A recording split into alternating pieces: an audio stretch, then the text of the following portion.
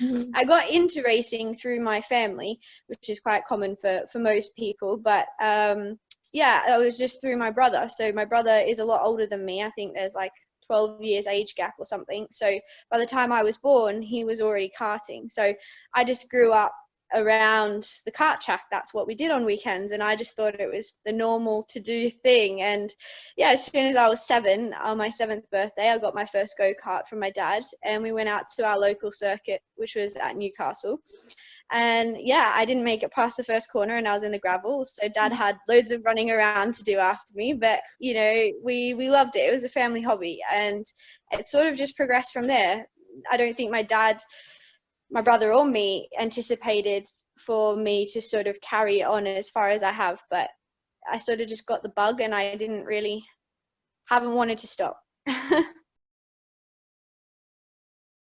Competed in the W Series Championship, the all-female Formula 3 Championship, as the Australian representative. Unfortunately, last year, 2020, due to COVID, I didn't do a load of racing. And then 2021, you know, we're still in lockdown at the minute, but planning to obviously get back in a car ASAP and get back into it as soon as we're allowed. And yeah, over the years, I've driven loads of different types of cars. I did a load of GT racing, Formula Ford in Australia, and sort of just tried to climb my way through the ranks. My ultimate goal is to be the first Australian woman to win the 24 Hours of Le Mans. Obviously, when the gyms are open, I'm definitely a gym advocate. I like going to the gym, but I do a lot of running now instead for my cardio. Obviously, that works out well during the lockdowns. I don't really need any in particular equipment to be able to do that. But yeah, so it's sort of just my daily routine changes all the time. You know, today, obviously without lockdown, I would be a lot busier. I work as a driver coach here in the UK, so I work at a lot of different circuits around the UK. So, you know, Silverstone, Brands Hatch, Bedford, Donington. So I'm usually on the road quite early for the morning to get to the circuit in time. And then, yeah, I'll either be working for a separate company or working for myself in instructing people on track days or corporate days or for certain events in certain cars. It can be supercars, can be normal cars, can be their own track cars, and just trying to help them out, you know, go a little bit faster, be a little bit safer, learn a new technique. And yeah, I've been really enjoying my coaching for the past few years over here, and that's why I've invested in my own track car. So over these lockdowns, Matt and I have been building my own BMW E90, which I'll be renting out this year alongside myself so it's like a package, myself and the car, to, you know, help people take it to the next level. And for people that aren't sure whether they want to have a go, it's just an easy way in to just have a go and see if they like it. Because ultimately, when you look back on it, I was very lucky in the way I got into motorsport. You know, I had an easy pathway because my brother was into it. I knew loads of stuff about it, and my family did it. And not everybody has that, whether that's male or female. So, you know, you can be 50 years old, 70 years old, you can be 15 years old, and that's what I like about it. And if I can bring somebody new into the sport and they enjoy it as much as I do, then I think that I've done something that's cool.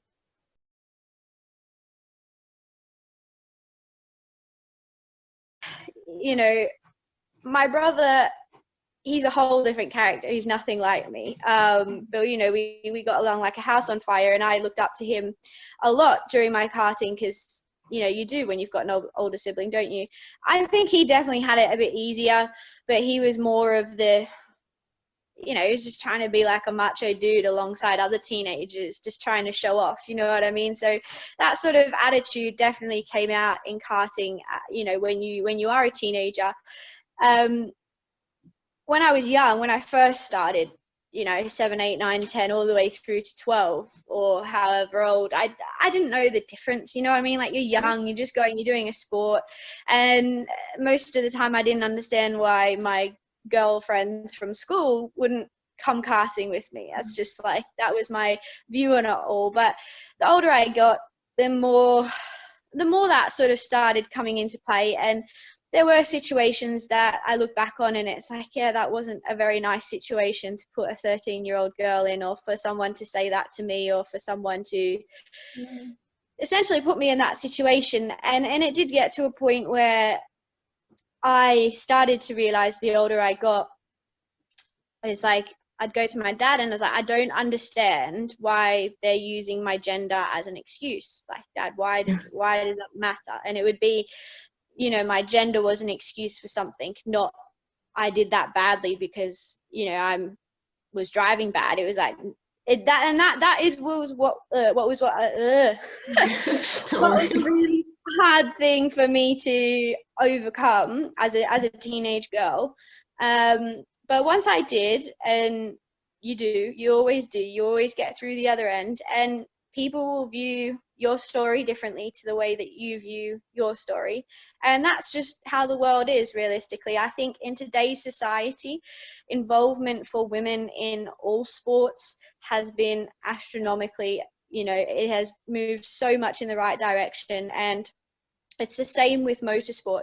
From where it was 10 years ago, which is when I was a teenager, you know, it's been astronomical in how much it has improved. And I'm very proud of that. I was very proud to be a part of the W Series Championship, which is just like, you know, to be a part of the inaugural championship where it's literally just female competing in Formula 3, I think is it's extremely empowering for women. And it's a really bold statement to the world that, you know, we are capable. And I think that's just the main thing, is just showing other women that anything is possible if you set your mind to it. And that's really what I stand by. You know, I have this saying that I say to myself, or if I'm doing a speech for a company or whatever, it's, you know, hard work does not have a gender.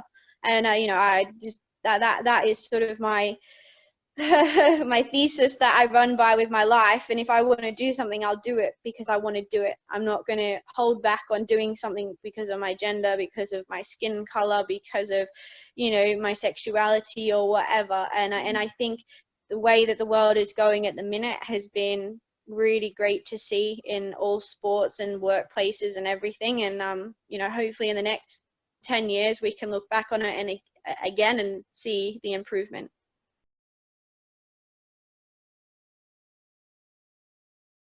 There was a few kart races that I just absolutely loved. Whether that was like at the Rotax Pro Tour, which was, I guess, more of like a professional level of karting at that time, like for junior racing. Yeah, we had some awesome battles in that championship because everyone was so close. I think that is what makes karting so fun. I don't know if you guys ever go karting. Majority of the time, your times of the circuit are very, very close together. So, yeah, there's definitely some races. What one stands out? There's quite a few that stand out, like locally, Newcastle kart track. You know, I did so many races there that it's just your home track and you thoroughly enjoy it. And then as soon as I got into cars, I loved Formula Ford. So that was how I first got into race cars, was Formula Ford. And there was a race at Phillip Island that I thoroughly enjoyed, which is the circuit in Melbourne in Australia. And you go down the front straight and you see and it's a very, very cool circuit, the MotoGP run there. Yeah, so in Formula Ford, it's all about slipstreaming, and that circuit is all about slipstreaming as well. So it just makes the racing really exciting and entertaining, and you're always changing positions and doing lunges and all that type of stuff. So I would say those races stand out to me, which is probably crazy considering that they're like my first few races in motorsport. But I think every race sort of stays with you because of, you know, the fact that you've done that. The moving to Europe, like, that was just massive. I think I look at that as a whole year, not as just like individual races. You know, getting to race at Spa for the first time, getting to race at Monza and places like that was just amazing, and I thoroughly enjoyed that. There was a race in Lamborghini in the Super Trofeo that I did at Monza, and I just loved it because, like, the speeds and everything like that, we were you know, and we're coming through the field because we had a bad qualifying session. So we were just coming through the field in the racing, and that was so much fun. I definitely remember that one. And how do you?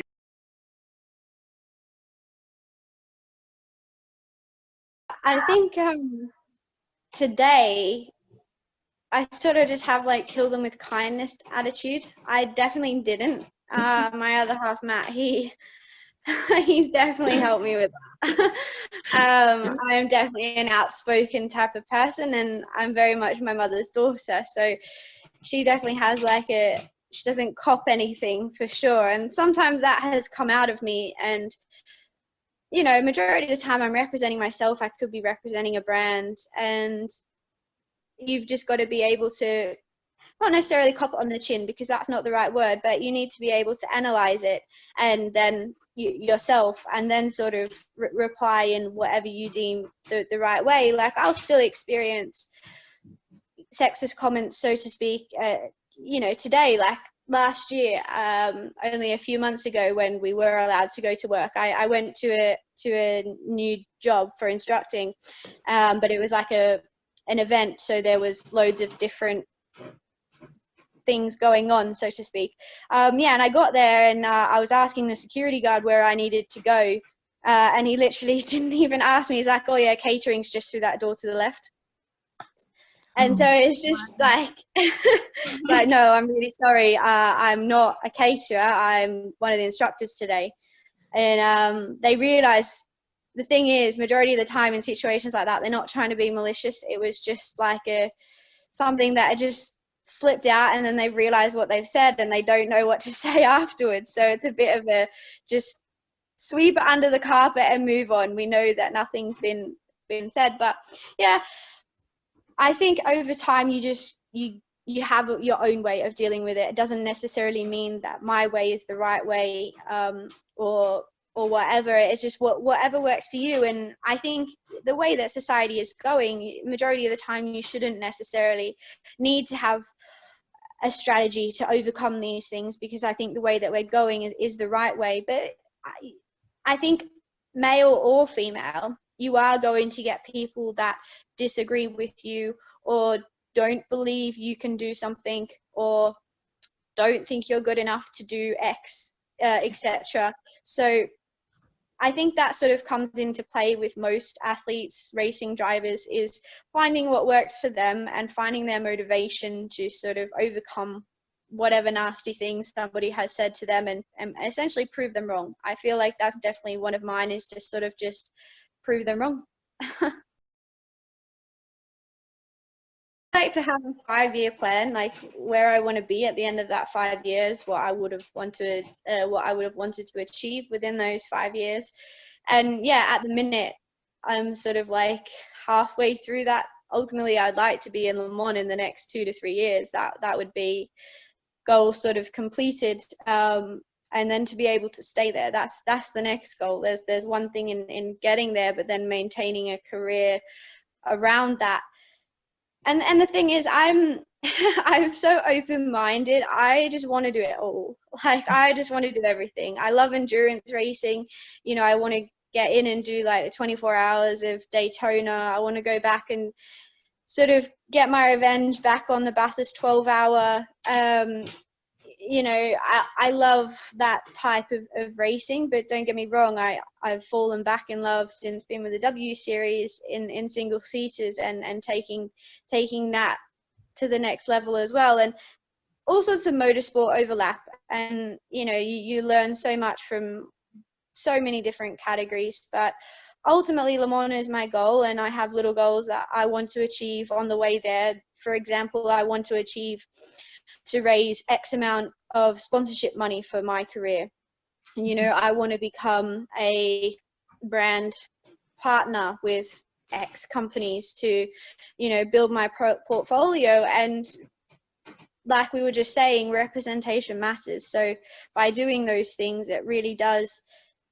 Sometimes you forget about it, but ultimately, you know, it does make a difference for people, or little girls or little boys or whoever's watching. Representation matters. So yeah, that's really important to me, and I want to try and tick those goals off throughout my career, and I just want to do it all.